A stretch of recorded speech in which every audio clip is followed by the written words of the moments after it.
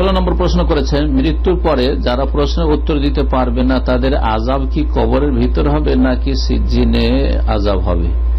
আযাব যখন মানুষ মারা যায় আর মাইয়াতকে কবরে দাফন করা হয়, দাফন করার পরে যতদিন পর্যন্ত লাশ অক্ষত থাকবে ততদিন পর্যন্ত তার এই কবরের সাথে তার যে সিজ্জিনে আযাব হচ্ছে তার সম্পর্ক থাকে।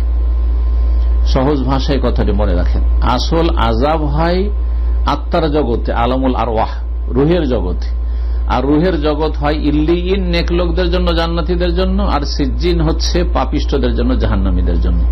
তাহলে যখন কবরের আযাবটা বুঝানো হয়েছে যে কবরের আযাব, কিন্তু এই আযাবটার এই কবরের সাথে সম্পর্ক থাকে সিজ্জিন যে রুহের জগতের সাথে। ওই রকমই কবরে নেয়ামত পাচ্ছে নেক মানুষ, এই কবরের জীবনে সম্পর্ক রয়েছে সে ইল্লিনে যে তার আত্মা রয়েছে সে আত্মার সাথে। মূলত সুখ শান্তি পায় আত্মা, মূলত আযাব শাস্তি হয় আত্মার উপর, কিন্তু দেহ যতদিন পর্যন্ত রয়েছে তার সাথে একটা সম্পর্ক থাকে।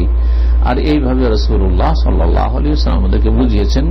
কারণ কবরের আযাব বলেই তো বুঝাতে কবরে দাফন করা হলো সেই জন্য, কিন্তু কাউকে যদি দাফন না করা হয়, জ্বালিয়ে দেওয়া হইলো, পানিতে ভাসিয়ে দেওয়া হইলো, পানিতে সে গুম হয়ে গেল আর লাশ পাওয়া গেল না, তো সেখানে তার সে নিয়ামত পাচ্ছে যদি নেক লোক হয়, অথবা আযাব হচ্ছে যদি অসৎ লোক হয়, এবং তার সম্পর্ক রয়েছে ইল্লিন বা সিজ্জিনে যে আত্মার জগতের সাথে।